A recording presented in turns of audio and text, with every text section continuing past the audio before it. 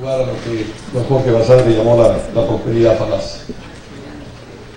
Pero no solamente son estos antecedentes históricos, sino que hay un problema mucho más viejo y que creo que es central en este debate, que es la actitud frente a la ley.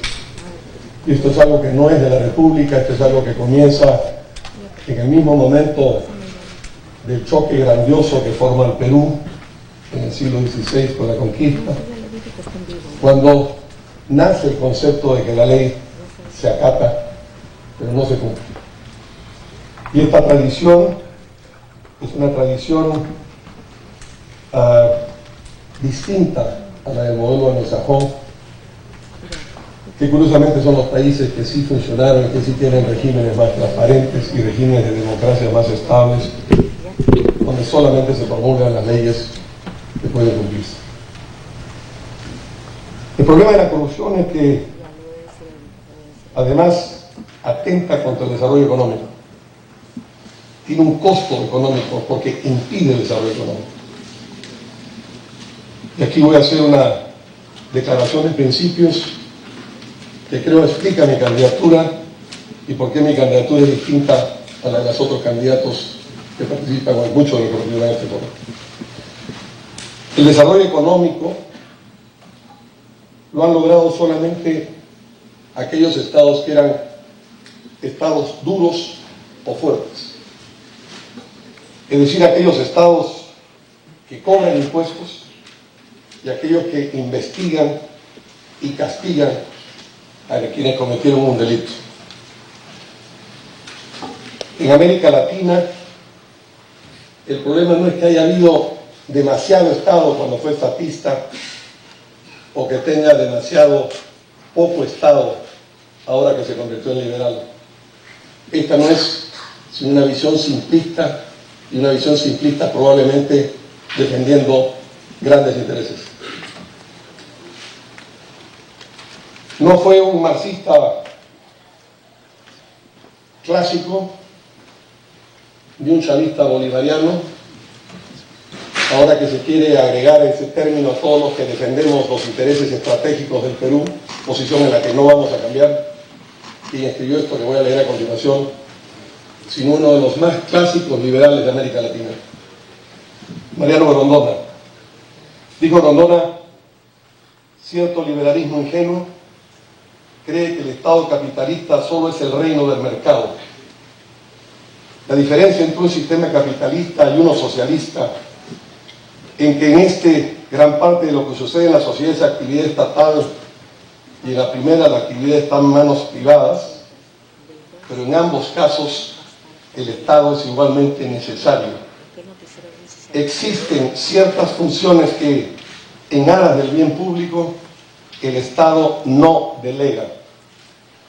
Aquel liberalismo ingenuo al que me refería supone una concepción mítica del mercado, como si fuese una realidad eterna y autosubsistente. El mercado, termina Grondona, es una creación del Estado, que establece monedas, reglas y leyes, que es lo que permite la actividad privada. Los dos pecados contra los sistemas de gobierno son la dictadura y la corrupción. Y los dos están conectados. Y en el Perú tuvimos entre 1990 y 2000 una degradación de las instituciones republicanas. No quiero ahondar acá, pero tenemos escritas todas las leyes que significaron captura del Poder Judicial, anulación de la separación de poderes, politización e intervención en el nombramiento y el manejo de los jueces, sometimiento del poder político al poder militar, oscuras relaciones con el narcotráfico, como acaban de ser vueltas a denunciar por un narcotraficante que acaba de salir de la cárcel, compra vergonzosa de medios de comunicación que vendieron sus líneas editoriales y que no fueron nunca castigados por esto. Y esto fue una degradación de la norma de las instituciones republicanas, me parece un modelo que el Perú no puede seguir. Si la dictadura es el caldo de cultivo de la corrupción, parece evidente que la democracia y la transparencia es el antídoto contra ello. Pero hay muchos problemas que tenemos y yo quisiera rápidamente mencionarlos. En primer lugar, tenemos una crisis profunda del sistema político. Hay una penetración peligrosísima del dinero ilegal en la política peruana. Financiamientos de campañas de Congreso, no sabemos también si de campañas presidenciales, penetración en las candidaturas y en las alcaldías distritales y provinciales del Perú, de distintos tipos de actividad ilegal. Esto es una cosa profunda porque los partidos son siempre filtros naturales de la selección. Nosotros somos un partido con 60 años y nuestras listas parlamentarias son de miembros reconocidos del partido. No habrá sorpresa con nosotros, pero han dejado los partidos políticos de ser filtros naturales de selección. Tenemos también, y perdóneme mi querido Ricardo Uceda que tenga que mencionar esto acá, severos conflictos en la prensa. Accionistas de referencia de grandes conglomerados de comunicación, que son también accionistas de referencia de grandes empresas que contratan grandes obras públicas. En todos los países existen estos cruces de intereses, o de periodistas que son columnistas políticos o analistas económicos, pero son asesores de imagen y representan los lobbies de empresas privadas. De esto nadie habla, pero son conflictos severos que no... Si la dictadura es el caldo de cultivo de la corrupción, parece evidente que la democracia y la transparencia es el antídoto contra ello. Pero hay muchos problemas que tenemos y yo quisiera rápidamente mencionarlos. En primer lugar, tenemos una crisis profunda del sistema político. Hay una penetración peligrosísima del dinero ilegal en la política peruana.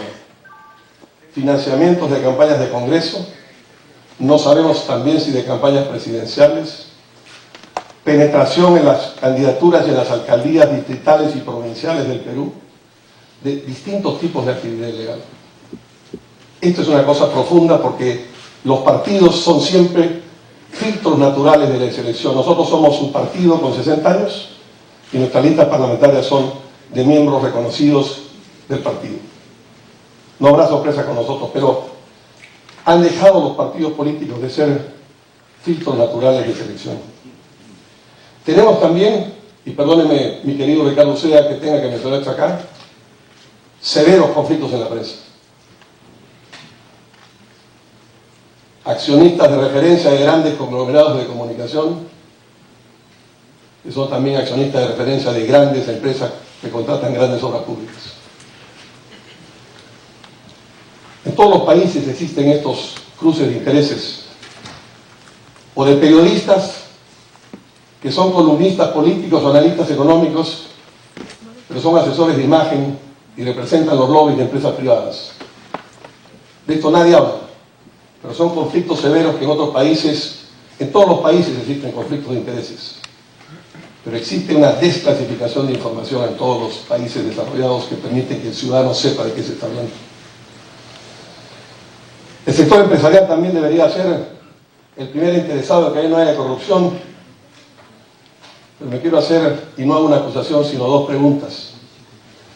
Hace muy pocas semanas he estado reunido con mi amigo el expresidente de Brasil, Fernando Henrique Cardoso, y estoy autorizado a contar esta mañana lo que me dijo. Me dijo, la red mundial de corrupción de Lavallato está descubierta. Y se sabe lo que han hecho en África, lo que hicieron ciertamente en Brasil, las compras de refinerías fraudulentas en los Estados Unidos, los tratos de deudas y pagos en Venezuela. Afortunadamente, el único país del mundo en donde no hay sobornos de Lavallato es en el Perú. O el manejo de lo que en inglés se llama inside information en manos de funcionarios de fondos de inversión o de AFPs, que son los que capturan una enorme parte de las transacciones de la bolsa peruana, y es interesante saber si eso les ha dado o no les ha dado, y lo planteo no como una acusación sino como una pregunta, acceso a información países desarrollados se los hubiera puesto en severos problemas judiciales. Hay también, y con esto termino, una degradación de la institución presidencial. Yo tengo el inmenso honor y la pesada responsabilidad de heredar a Fernando Belaúnde en la candidatura de la Acción Popular, un hombre que fue 2 veces presidente del Perú, pero que no se arrodilló a recoger el oro que tenía a sus pies. Todos los otros presidentes posteriores, todos han tenido o tienen problemas judiciales o están presos. Quiero ir terminando diciendo que hay también, por ejemplo, una relación entre la corrupción y la inseguridad. La corrupción de jueces, de policías, del Ministerio Público, que impiden que nosotros afrontemos el tema de la seguridad, que es hoy día la principal demanda ciudadana. Luis Moreno Campo, el fiscal de la Corte Penal Internacional, dijo muy claramente lo siguiente: el objetivo no es eliminar la corrupción, que es una tarea imposible en cualquier Estado, es reducirla a los niveles internacionales, y esa es la tarea que tenemos que tener. En esto, sin duda, el tema fundamental es el tema de la justicia. Y en este punto yo creo que el Perú tiene muchos defectos, por ejemplo, el uso indebido del Tribunal Constitucional para resolver litigios empresariales, por poner un ejemplo. Y creo que lo que el Perú necesita es fortalecer el poder de la Corte Suprema y que pueda parecerse al poder vitalicio, permanente, decisivo que la Corte Suprema tiene en un país como los Estados Unidos. De las grandes invenciones de la Constitución americana, la más famosa de las cuales fue la institución de la Presidencia de la República, la Presidencia de la República temporal, la más importante, todos los founding fathers así lo supieron, fue la creación de la Corte Suprema. Quiero decir lo siguiente, no sé cuántos minutos me queda.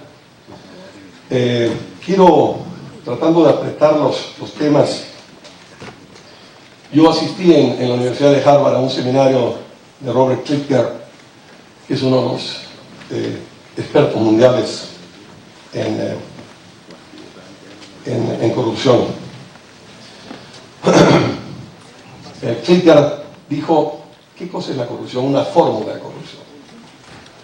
Porque a veces, y esto es una de las cosas que tenemos que volver a pensar, estamos en presencia de una corrupción normal, estamos en presencia de la corrupción que está siempre ligada a los defectos de la naturaleza humana, o estamos frente a corrupciones sistémicas, a lo que Moreno Ocampo llamó hipercorrupción.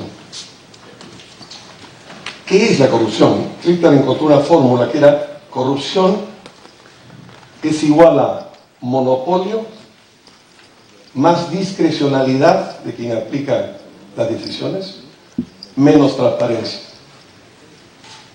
C igual M más D menos T.